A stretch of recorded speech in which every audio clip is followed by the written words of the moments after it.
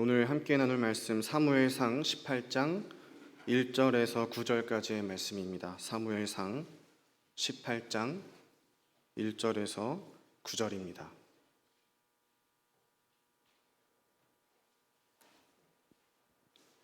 우리 한 절씩 교독하도록 하겠습니다. 제가 먼저 읽겠습니다.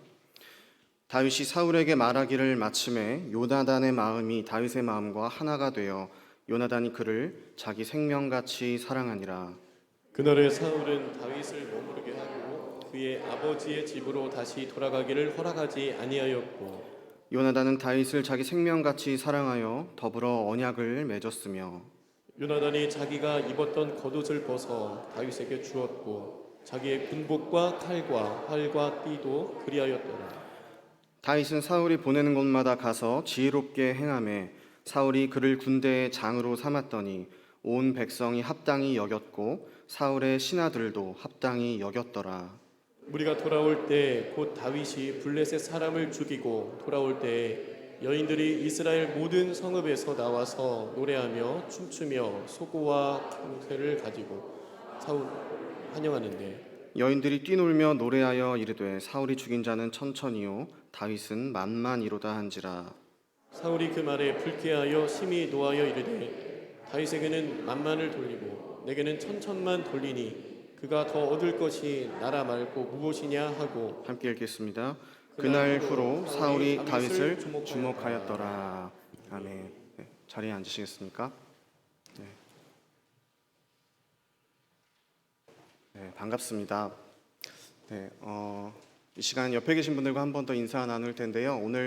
오늘부터 이따 광고 때 말씀드리겠지만 교역자 수양회가 있습니다. 이번에 경상도 지역으로 가거든요. 옆에 계신 분들과 이렇게 한번 인사 나누면 좋겠습니다. 주 안에서 친구 아이가 친구 아이가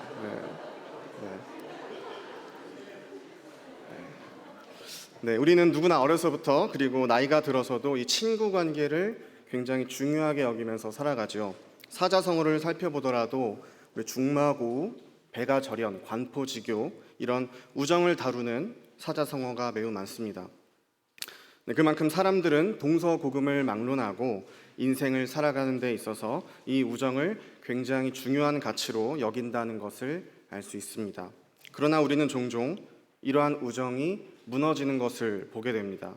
사소한 오해가 큰 다툼으로 번지기도 하고 또 때로는 이해관계의 어긋남으로 인해서 이 우정에 금이 가는 경우도 있습니다. 또 질투와 시기가 우정을 무너뜨리기도 합니다. 어린 시절에 둘도 없는 친구였는데 이 주인공을 너무 시기 질투한 이 서브 캐릭터가 빌런 역할을 하는 이런 스토리는 우리가 드라마나 영화에서 쉽게 발견할 수 있는 클리셰 중 하나라고 볼 수 있습니다. 네, 가슴 아픈 것은 우리가 살아가는 이 세상에서 점점 진실된 우정을 찾아보기 힘들어진다라는 것이죠. 사람보다 물질을 더 중요한 가치로 여기는 이 풍조가 점점 강해질수록 이 우정이라는 단어의 무게는 한없이 가벼워지는 듯합니다. 이러한 우리네 삶 속에서 오늘 다윗과 요나단의 이야기는 진정한 우정과 사랑이 무엇인지를 우리들에게 일깨워주는 소중한 말씀입니다. 오늘은 성도 여러분들과 함께 이 다윗과 요나단의 이야기를 함께 살펴보면서 우리 그리스도인들이 갖추어야 할 우정과 사랑에 대하여 함께 나누어 보고자 합니다. 네, 오늘 설교의 본문은요, 사무엘상 18장의 말씀이지만 이 18장부터 20장까지의 구조를 함께 살펴보면 다윗과 요나단의 이 우정을 살펴보는 데에 더 도움이 될 것입니다. 먼저 우리 본문 18장 1절에서 3절을 한 번 더 함께 읽도록 하겠습니다. 18장 1절에서 3절입니다. 우리 함께 읽겠습니다. 시작. 다윗이 사울에게 말하기를 마침에 요나단의 마음이 다윗의 마음과 하나가 되어 요나단이 그를 자기 생명같이 사랑하니라. 그날에 사울은 다윗을 머무르게 하고 그의 아버지의 집으로 다시 돌아가기를 허락하지 아니하였고 요나단은 다윗을 자기 생명같이 사랑하여 더불어 언약을 맺었으며. 아멘. 네, 방금 읽은 말씀은 다윗과 요나단의 우정이 성경에 처음으로 소개되고 있는 대목입니다. 골리앗을 무찌르고 당당하게 돌아온 이 다윗의 모습을 본 요나단은 그 마음이 다윗의 마음과 하나가 되어서 우정의 언약을 서로 맺게 됩니다. 이후에 이어지는 스토리를 보면 다윗은 사울의 장군이 되어서 그가 맡은 임무마다 지혜롭게 행하여 백성들과 신하들의 신뢰를 얻게 되는 것을 살펴볼 수 있습니다. 안타깝게도 다윗이 이렇게 승승장구할수록 사울의 내면에는 이 질투가 스물스물 싹트기 시작합니다. 날이 갈수록 사울은 다윗을 향한 질투와 시기심에 잠식당하게 되고 여러 차례 이 다윗을 죽이려 시도합니다.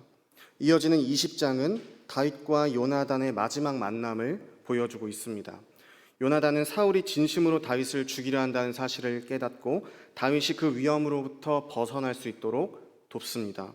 우리 20장 마지막 절인 42절을 우리 함께 읽도록 하겠습니다. 20장 42절입니다.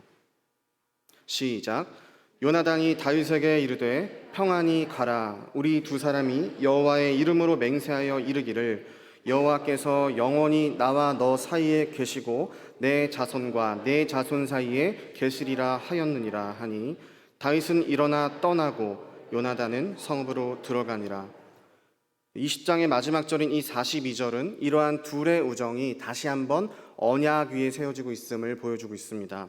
우리 18장에서 20장까지의 구조를 다시 간단하게 정리를 해보면 다윗과 요나단 사이의 우정의 언약이 이 사울의 괴휴를 애워싸고 있는 것처럼 보여주고 있습니다. 마치 어떠한 그물이 짐승을 강하게 결박하고 있는 것처럼 이 다윗을 향한 요나단의 우정이 사울의 계략을 저지하고 있는 듯한 인상을 주고 있습니다. 악이 선을, 어둠이 빛을 이길 수 없듯이 말입니다. 이처럼 다윗을 향한 요나단의 우정은 하나님께서 다윗을 보호하시는 손길로 등장합니다. 우리는 때로 우정을 사랑보다 열등한 것으로 치부할 때가 있지만 C.S. 루이스는 우정을 하나님이 사용하시는 사랑의 한 형태로 각 사람에게 다른 모든 종류의 사랑이 얼마나 아름다운지 드러내기 위해 사용하시는 사랑이라고 말합니다. 이제 계속해서 다윗과 요나단의 이야기를 통해 진정한 우정과 사랑이 무엇인지를 함께 살펴보도록 하겠습니다. 먼저 첫 번째로 진정한 우정은 시기하지 않습니다. 얼마 전에 우리 유럽 프리미어 리그에서 우리 손흥민 선수가 득점왕으로 선정되었죠. 우리 온 국민이 함께 기뻐했습니다. 그런데 혹시 여기 계신 성도분들 중에 이 손흥민 선수가 득점왕이 된 것이 부럽거나 질투가 나시는 분들이 혹시 계십니까? 근데 저도 이 손흥민 선수가 이 득점왕이 된 것이 하나도 부럽지가 않습니다. 만약에 제가 같은 리그에서 이 축구를 하는 그런 라이벌이었다면 이 손흥민 선수가 부러웠을 수도 있겠죠. 그러나 저는 축구 선수가 아니기 때문에 이 손흥민 선수가 하나도 부럽지가 않습니다. 사람은 대체로 동종업계의 사람들에게 그리고 동일한 목표를 서로 쟁취하려 경쟁하는 그런 상황 속에서 질투를 느끼게 되죠. 오늘 보는 말씀을 보면 중요한 비중을 차지하는 인물이 3명이 나옵니다. 첫 번째로 다윗, 그리고 요나단, 사울입니다. 이 세 인물의 공통점이 뭘까요? 바로 왕권과 깊은 연관이 있다라는 점입니다. 사울은 지금 왕이지요. 그리고 그 아들 요나단은 사울 다음으로 왕위를 물려받는 것이 굉장히 자연스러워 보이는 왕자입니다. 다윗은 어떤가요? 지금 당장은 일개 목동에 불과합니다. 하지만 하나님의 선지자 사무엘에게 기름 부음을 받은 이 다윗은 장차 하나님의 마음에 합한 하나님께서 택하신 왕이 되어서 이스라엘을 다스릴 자입니다. 우리 사무엘상 13장 14절 말씀을 우리 함께 읽겠습니다. 사무엘상 13장 14절입니다. 네, 함께 읽겠습니다. 시작. 지금은 왕의 나라가 길지 못할 것이라 여호와께서 왕에게 명령하신 바를 왕이 지키지 아니하였으므로 여호와께서 그의 마음에 맞는 사람을 구하여 여호와께서 그를 그의 백성의 지도자로 삼으셨느니라 하고. 네, 방금 읽은 말씀대로 사울은요 자신의 왕조가 길지 않을 것이며 그리고 하나님께서 자신 대신에 다른 누군가를 왕으로 세우실 것이라는 사실을 사무엘 선지자에게 이미 들은 상태입니다. 사울 왕은 굉장히 두려웠을 것입니다. 사실 사울이 두려워해야 할 대상은 하나님이었죠. 자신에게 왕권을 부여해 주신 이 하나님을 두려워하고 경외하는 것이 마땅했지만 애석하게도 이 사울은 하나님은 두려워하지 않으면서 자신의 왕권이 다른 사람에게 넘어가는 것만큼은 두려워했던 것 같습니다. 이러한 두려움이 사울의 질투심에 불을 붙입니다. 우리 본문 18장 6절에서 9절을 함께 다시 읽도록 하겠습니다. 이걸 한 절씩 교독하도록 하겠습니다. 제가 먼저 읽겠습니다. 무리가 돌아올 때 곧 다윗이 블레셋 사람을 죽이고 돌아올 때에 여인들이 이스라엘 모든 성읍에서 나와서 노래하며 춤추며 소고와 경쇠를 가지고 왕 사울을 환영하는데 여인들이 뛰놀며 노래하여 이르되 사울이 죽인 자는 천천히요 다윗은 만만이로다 한지라. 사울이 그 말에 불쾌하여 심히 노하여 이르되 다윗에게는 만만을 돌리고 내게는 천천만 돌리니 그가 더 얻을 것이 나라 말고 무엇이냐 하고. 그날 후로 사울이 다윗을 주목하였더라. 사울이 언제 다윗을 경계하기 시작합니까? 다윗이 나라 안팎으로 사람들에게 인정받고 자신의 왕권을 위협할 만한 존재로 떠올랐을 때 그때부터 사울은 다윗을 주목하기 시작합니다. 이후로 사울의 질투와 시기심은 점차 다윗을 향한 증오로 번져갔습니다. 사울은 18장 19장에서만 자그만치 6번이나 다윗을 죽이려 했습니다. 그중 3번은 다윗이 왕을 위하여 수금을 연주할 때 창을 던진 것이었고, 2번은 자신의 딸 메랍과 미갈과의 결혼을 빌미로 다윗을 블레셋 적진 깊숙한 곳에 보낸 것이었습니다. 마지막 한 번은 다윗의 집으로 자객을 보내기도 하였죠. 문제는 사울의 이런 악행이 처음에는 충동적인 마음에서 비롯된 것이었지만 점차 치밀하고 용의 주도하게 발전하고 있다라는 사실입니다. 사울의 내면에 뿌리내린 이 질투와 시기심이 점점 사울을 악으로 끌고 가고 있음을 보여주고 있는 것이죠. 사실 생각해보면 사울만큼이나 이 다윗을 경계해야 할 사람은 요나단이었습니다. 다윗의 존재는 요나단이 왕위를 이어받지 못하는 것을 의미했기 때문입니다. 그러나 요나단은 다윗을 시기하고 질투하지 않았습니다. 오히려 아버지 사울의 위협으로부터 다윗을 변호하고 지켜줍니다. 사울은 이러한 요나단이 못마땅했죠. 우리 사무엘상 20장 31절을 우리 함께 읽도록 하겠습니다. 네, 함께 읽겠습니다. 시작. 이새의 아들이 땅에 사는 동안은 너와 내 나라가 든든히 서지 못하리라. 그런즉 이제 사람을 보내어 그를 내게로 끌어오라. 그는 죽어야 할 자이니라 한지라. 이 사울의 관점으로는 다윗을 제거하는 것이 지극히 당연한 일이었습니다. 사울이 보기에는 다윗은 요나단의 친구가 아니라 자신과 요나단의 왕위를 위협하는 숙적이었기 때문이죠. 역사 속에 등장하는 수많은 왕들 역시 가족이라 할지라도 자신의 왕권에 위협이 된다고 여겨지면 아랑곳 없이 숙청해버리곤 했습니다. 이것이 세상의 방식이고 권력의 방식입니다. 그런데 오늘날 역시 이러한 세상의 방식, 권력의 방식에서 자유롭지 못합니다. 어려서부터 우리는 무한경쟁 사회 속에서 나의 왕관을 쟁취하기 위해 때로는 친구를 적으로 삼기도 하고 또 밟고 올라서야 할 대상으로 전락시키기도 합니다. 이렇게 나만의 왕관을 지켜내기에 급급한 삶 속에서 사랑과 우정이라는 단어는 사치에 불과합니다. 오히려 이러한 무한경쟁 메커니즘 속에서 질투와 시기는 타인을 짓밟고 올라서게 만드는 원동력이 됩니다.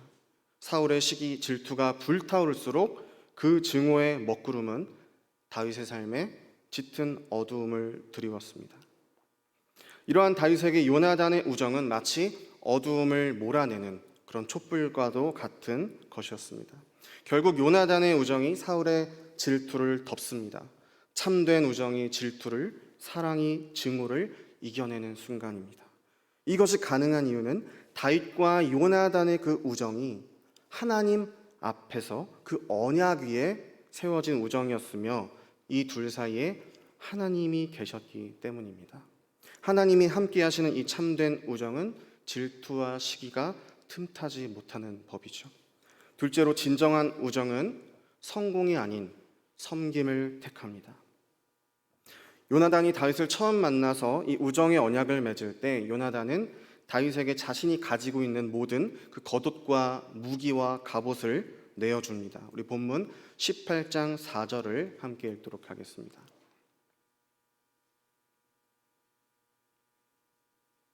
네, 함께 읽겠습니다. 시작. 요나단이 자기가 입었던 겉옷을 벗어 다윗에게 주었고 자기의 군복과 칼과 활과 띠도 그리하였더라. 네, 당시 이 의복은 단순히 의복으로서의 의미만을 가진 것이 아니라 그 사람의 신분, 곧 그 사람의 정체성을 나타내는 것이었습니다. 요나단이 입고 있었던 겉옷은 곧 왕족, 왕자의 신분을 의미하는 옷이었을 것입니다. 요나단이 그 옷을 벗어서 다윗에게 내어주고 있습니다. 요나단은 자신이 왕으로서 성공하는 길보다 다윗과의 우정의 길을 택하고 있는 것입니다. 그러나 이와는 정반대로 우정이 성공을 위한 수단으로 전락할 때가 있죠. 이는 거짓된 우정입니다.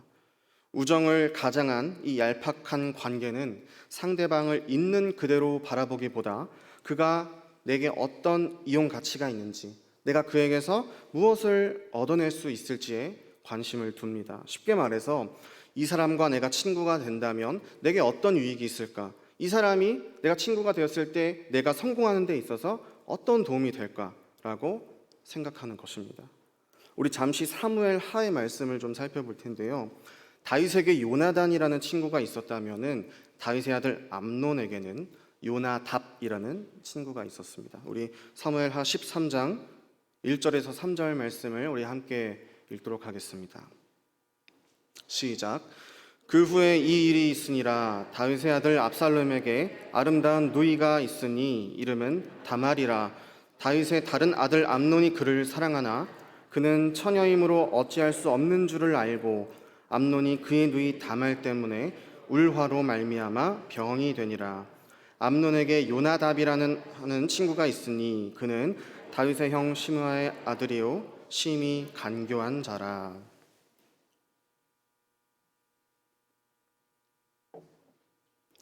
성경은 요나답을 어떤 사람이라고 평가하고 있습니까?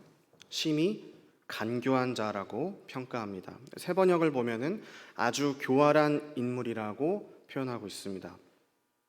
다윗의 아들 암논은 자신의 이복 여동생 다말로 인하여 상사병에 빠지고 말았습니다. 근데 이 요나답은 상사병에 빠져 시름시름 앓고 있는 암논에게 한 가지 계략을 전해주는데 그 계략은 아주 악한 것이었습니다. 결국 암논은 이 요나답의 계략을 이용하여 이복 누이였던 다말을 욕보이고 맙니다. 그런데 이 사건은요, 앞으로 다윗 가족이 겪게 될 비극의 서막이었습니다. 암논은 다말의 오빠인 압살롬에게 죽임을 당합니다. 얼마 있지 않아 압살롬 역시 다윗을 쫓아내고 반역을 일으키고 맙니다. 그리고 이 압살롬도 반란이 진압되는 과정에서 죽고 말죠. 이 간교한 뱀의 계략이 이 세상을 죄로 망가뜨린 것처럼 요나답의 간교한 계략이 다윗의 온 집안을 파괴해버리고 말았습니다. 요나답에게 암논은 어떤 존재였을까요? 요나답은 암논을 진정한 우정으로 대했을까요? 성경엔 구체적인 이야기는 나오지 않습니다. 그러나 그가 간교한 사람이라는 진술을 통해서 우리는 이 요나답과 암논의 관계를 어렵지 않게 짐작해 볼 수 있습니다. 요나답은 암논을 진정한 우정으로 대하지 않았을 것입니다. 요나답의 관심은 암논 자체가 아니라 그 왕자라는 암논의 지위였을 것입니다. 요나답에게 있어서 암논은 그저 자신의 입신양명을 위한 수단이었고 기회였을 뿐이죠. 요나단의 진정한 우정과 요나답의 왜곡된 우정은 극명한 대비를 보여주고 있습니다. 그런데 우리는 과연 누구를 더 많이 닮아 있습니까? 혹시 우리도 친구를 사귈 때 상대방을 있는 그대로 바라보기보다 상대방의 조건과 배경이 어떠한지, 나에게 유익이 될지 손해가 될지를 계산하지는 않습니까? 혹은 상황에 따라서 이 친구와의 우정을 너무나도 쉽게 저버리지는 않습니까? 암논과 요나답의 우정은 지극히 계산적인 관계 위에서 이루어졌기 때문에 너무나도 쉽게 깨져버리는 그런 가벼운 우정이었습니다. 그러나 다윗과 요나단의 우정은 굳건한 언약 위에 세워진 상호 헌신과 섬김이었고 이를 사울이라는 상황이 결코 무너뜨리지 못했습니다. 유진 피터스는 다윗과 요나단의 우정을 설명하며 결국 승리하는 것은 상황이 아닌 언약이라고 말하고 있습니다. 우리의 진정한 친구가 되어주시는 예수님의 사랑 역시 이와 같습니다. 철학자 아리스토텔레스는 친구를 제2의 자신이라 정의하는데 사람은 본능적으로 자신과 비슷한 부류의 사람에게 끌리기 때문입니다. 그래서 사람들은 자신과 사회적 지위나 성향이 비슷한 사람들끼리 그룹을 이루고 관계를 맺습니다. 그렇기 때문에 이 아리스토텔레스가 말하는 우정에 있어서는요, 신과 사람은 절대 친구가 될 수 없습니다. 하지만 예수님의 성육신 사건은 이러한 관념을 모두 깨뜨려 버리셨습니다. 그분이 베풀어 주시는 우정과 사랑은 우리가 처한 상황과 조건이 어떠한가에 달려있지 않습니다. 주님의 사랑과 우정은 모든 상황과 조건을 초월한 사랑입니다. 왜냐하면 그 사랑은 하나님께서 우리와 함께 하시겠다고 맺어주신 그 언약에 근거한 사랑이기 때문이죠. 예수님이 보여주신 이러한 사랑은 우리로 하여금 자신의 유익을 구하기보다는 상대방을 위한 섬김과 헌신으로 이어지도록 우리를 이끌어 갑니다. 사진 한 장을 보여주시겠어요? 네. 열쇠고리인데요. 네, 국내선교위원회에서 봉사자분들을 위해서 선물해 주신 열쇠고리입니다. Not success but service. 이 문구는 가난한 조선 사람들에게 진정한 친구가 되어주었던 서서평 선교사님이 남기신 말이지요. 이 선교사님은 1912년 32세 젊은 나이로 조선에 건너오셔서 영양실조와 풍토병으로 인해 54세의 젊은 나이로 생을 마감하기까지 일평생을 가난하고 병든 자들을 위해 자신의 삶을 드렸습니다. 그리고 마지막으로 자신의 시신마저도 의학 연구용 시신으로 기증하며 말 그대로 모든 것을 조선의 친구들을 위해서 내어준 것이죠. 모두가 성공을 향한 경주에서 더 빨리 다름질하기 위해서 고군분투하는 이 세상 속에서 서서평 선교사님은 그 이름처럼 천천히 평온하게 성공이 아닌 섬김을 향해 천천히 한 걸음 한 걸음 내딛는 삶을 보여주었습니다. 그 섬김에서 우리는 진정한 우정과 사랑이 무엇인지를 배울 수 있을 것 같습니다. 이제 말씀을 맺겠습니다. 우리 다윗과 요나단의 이야기를 들을 때마다 사실 우리는 나에게도 요나단과 같은 그런 친구가 있었으면 좋겠다라는 생각을 먼저 떠올리기 마련이죠. 그러나 오늘 말씀은 우리가 요나단 같은 친구를 구하기에 앞서 우리가 누군가의 요나단이 되어줄 것을 요청하고 있습니다. 자신의 왕권과 권리를 내려놓고 다윗을 자신의 생명처럼 사랑했던 이 요나단의 헌신을 통해 우리는 하늘 영광 버리시고 이 땅 가운데 오신 예수님의 사랑을 발견할 수 있습니다. 예수님은 영원히 우리와 함께 하시기 위해 우리와 친구가 되어주시기 위해서 이 땅 가운데 오셨습니다. 주님은 당대의 종교 지도자들 그리고 유력한 자들만을 친구로 두시지 않았습니다. 그분은 사회적으로 소외된 자들, 누구도 친구 삼으려 하지 않는 자들을 친구로 삼아주셨습니다. 예수님은 그렇게 연약한 자들의 친구가 되어주시고 그들이 의지할 피난처가 되어주셨습니다. 오늘 말씀을 통해서 저와 여러분의 모습을 그리고 교회의 모습을 비추어 보기를 원합니다. 오늘 말씀을 준비하며 문득 안도연 시인의 식구가 생각났습니다. 연탄재 함부로 발로 차지 마라. 너는 누구에게 한 번이라도 뜨거운 사람이었느냐. 이 너에게 묻는다라는 제목의 이 시는 어쩌면 연약한 이웃들의 친구가 되어주기보다 나 자신의 성공과 안락한 삶을 구하기에 급급했던 저를 향한 그리고 교회를 향한 날카로운 질문이지 않을까 하는 생각이 들었습니다. 과연 우리는 뜨겁게 우리 자신을 태워서 누군가에게 온기를 전달해주는 삶을 살고 있는가? 어쩌면 나의 배부름과 등 따스운 삶을 위해서 타인을 연소시키는 삶을 살고 있지는 않는지. 사랑하는 성도 여러분, 우리는 진정한 우정을 찾아보기 힘든 이 얼어붙은 세상 속에서 누군가에게 예수님의 사랑을, 그 따스한 온기를 전하기 위해서 자신을 태우는 삶으로 부르심을 받은 줄로 믿습니다. 예수님은 우리에게 진정한 우정이 무엇인지를 보여주셨습니다. 우리도 그분을 본받아 한없이 가볍고 왜곡된 우정이 넘쳐나는 이 세상 속에서 누군가를 진정한 우정으로, 진정한 사랑으로 대할 수 있기를 원합니다. 이러한 우정이 우리 공동체 가운데, 그리고 저와 여러분이 속한 삶의 자리 가운데 넘쳐날 수 있기를 주님의 이름으로 간절히 소망합니다. 함께 기도하겠습니다.